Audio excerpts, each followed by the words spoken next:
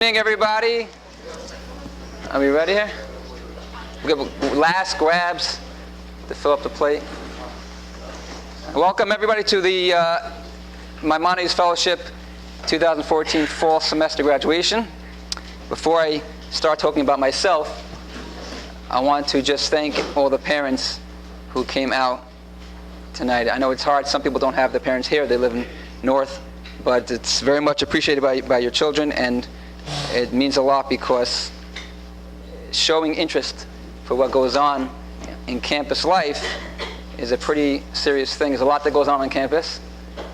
You can meet a lot of people on campus, a lot of crazy people. All types of people out there on the breezeway looking to attract the folks, and especially some of the Jewish kids. There's all these groups like Jews for Jesus and Christian groups. So showing an interest of what your child is involved in is very important. So it's very much appreciated. Let me just tell you about myself first and what I do. My name is Moshe Goldstein. I am from New York originally, and I work for the JEC down here. They are an outreach organization that has many departments. They have a Hebrew school, adult education, high holiday programs, and one of the programs they have is this college outreach, and that's my department. That's what I focus on. I spend most days on campus. We now have a second rabbi helping out because there's such a demand from the young people to be involved. Rabbi Ackerman just came down this year to help out and to take on the load of the new students. So the idea is to go onto campus and to use my Judar and try to figure out who's Jewish and hone in on them and bother them until they get involved. We try to meet up one-on-one. We have Shabbats, we have trips. This program particularly is called the Maimonides program. It started about somewhere between 18 and 20 years ago in the University of Michigan by a rabbi named Rabbi Jacobowitz. And now I think they say it's on over 50 campuses throughout the United States. The idea is pretty simple, that you offer a stipend, some type of incentive to draw people in, and 10 classes, a Shabbat together, and you do that, you get your money, and once they come into the class, usually they love it so much that by the third class they tell me, Rabbi, keep the money, we don't want the money, right? Everybody we agreed upon? No. So usually the idea is you come in, you start to ask questions, we learn, and the concept is to revisit some of that Hebrew school misconceptions that we may have had at the young age of 5 or 8 or 10. It's very difficult. You meet a guy on campus. He's, oh, Rabbi, don't worry about me. I went to Hebrew school. I know everything about Judaism. I'm good to go. It's a pleasure meeting you. So I said, oh, time out. You wouldn't try to be an accountant because you took 5th grade math. So why don't we just try to revisit some of the issues as adults with more sophistication and more advanced levels. So that's what we try to do. Try to ask all the basic questions. And the main goal, I think I said this in the beginning of the class, was to just realize that there is so much more to learn and sort of whet the appetite. I told you guys in the beginning, 10% we know, 10% we don't know, and 80% we don't know that we don't know. So hopefully now we got a little bit more of an understanding of what that meant. And the goal would just be that people would want to continue learning, have a good time, and continue on. We have many trips that we do during the break. A number of them are going to Poland this winter. We have some New York trips that people already signed up for, other Israel trips. So it's very exciting. I can't take too much time because we have a lot to squeeze in. The layout of tonight is that we're going to have the main speaker. Then we're going to have, after that, some students are going to share thoughts. We'll see who else chickens out. And then we will hand out certificates and a gift for everybody. So before we continue, I want to just thank those involved. First off, my wife is giving me the no, but there's rules to how that works. First off is the JEC, Rabbi Wilkach, Rabbi Weiss, who help with a lot of the technicals. I'm not good at any of those things, the setup, the videos every week, the class, what goes on there. Anytime things are required online, they take care of that. I want to thank them for that. Also want to thank Mrs. Brenner, who just joined the JEC this year. And always get to come in. You need a female around just to make you feel loved. But thank her for that. And my wife is giving me the no, but the truth is she does quite a lot behind the scenes She came in, we baked challah together. She gave a class. We had you guys over. She sets up the room every year. The beautiful detail. It's all about the details. Right here. Beautiful thing. Thank you very much. And most of all, it's the weekly night when I go out every week, Monday nights and Wednesday nights, being on campus the whole day and then coming home for just a few hours and then running back out again until sometimes 11 o'clock at night. So she has to man the fort over there. So that's really the energy behind everything that goes on. So thank her for that as well. And finally, the directors of the JEC, who really make it happen, because if it wasn't for them and their hard work and the fundraising that enables the program to continue. So I want to thank them. Also this year, the Federation, the Jewish Federation, got involved in helping us out, so I want to thank them as well. So without taking any more time, I want to call upon Rabbi Feder, who's the director of the JEC, just to share a few words, and before we get to the main speaker.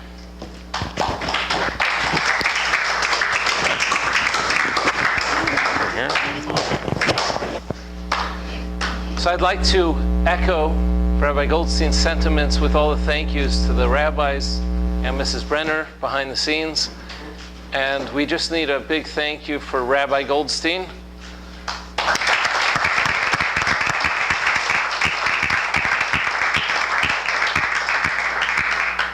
As Rabbi Goldstein pointed out also, we've expanded our campus programming this year with Rabbi Ackerman and Mrs. Ackerman on campus.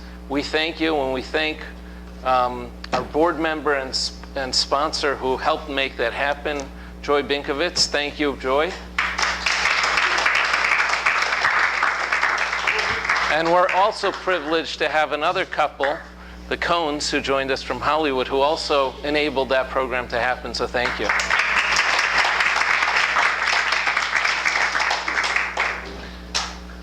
I'm just going to tell you guys a story for one moment, and then Rabbi Eisenberg can get up here and introduce our guest speaker. Last night was a very special occasion for the JEC. The JEC has 6 different divisions. If you look at the diamonds over here, they each represent another division of what we do. I don't remember what goes to what. Rabbi Eisenberg can tell you later. But our project was honored at the yeshiva in Queens, where we all went to school and we got our ordination from. And we were highlighted in their video. There were close to 1,000 people there. And you have a lot of rabbis who went out there to make a difference in the world and bring people back to Judaism and make it relevant. Very inspiring, seeing a bunch of people back in my yeshiva days. We had a few balabatim, a few lay leaders there. And one of them got up to speak. His name is Gurmazian.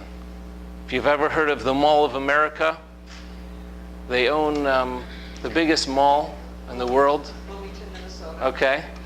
They own half of the Vegas Strip, the convention centers and the hotels. And Mr. Don Gurmazian gets up to speak, and he says, you know, there are programs, there are kolalim that do kind of what we do. Outreach, bringing people back, studying Torah, sharing with them. And he said, somebody called me up. He's been trying to reach me for a while, and I usually make a nice donation. He said, we're a little behind on our payroll to the different rabbis. Don, I need your help. And he says, sure. You know, when I land from this project, I'm checking out this mall and I'm checking out that mall. I fly around many different countries checking out malls. And then he ends with, he says, you know, and I need to build another one, another kollel. And he stopped and he thought and he goes, is this guy crazy? He's telling me he's having difficulty and he's opening up another one? What's the matter with him? And he said, and I started to think to myself, one of us is crazy, but is it that rabbi or is it me? And he said, you know, wife, pardon me if you're in the audience, but I don't know if the world needs another mall and another mall and another mall. These guys own malls around the world. He says, but another educational center that can go reach out to people who are so far away from their Judaism and their heritage and bring them back in, part of the community. That's priceless and that's so important. That's what I call a true leader. Somebody who kind of knows it all, consults with people. The guy is some sort of billionaire. and he supports everything, he makes time for everything. But he can stop and think and take a lesson from someone else and rethink it, and how can I make a difference in the world? And really, you guys were all part of a leadership program. We invested in you guys and teaching you guys, not just the sponsorship, but in teaching you guys to get out there and be the leaders of the next generation. You came to 10 courses. You came for Shabbos. And we're going to have a little break, and you're going to go on vacation. But the goal is really to come back and join Rabbi Goldstein on his Wednesday night Maimonides 2 program, so that you can continue investing in not only your future, but the future of the Jewish people. Without further ado, I'd like to call Rabbi Eisenberg, my co-director, to come up.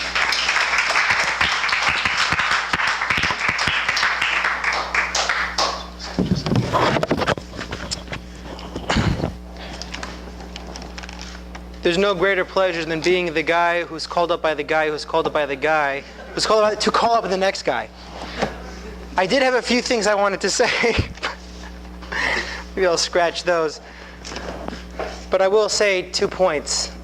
One, when I had the pleasure of hosting you all by my house for the Sukkah party, and we sat and we set fire to the barbecue. You probably remember all the smoke in the beginning, but we made all those great spicy wings. I told you then that I wanted you to take home all the leftovers.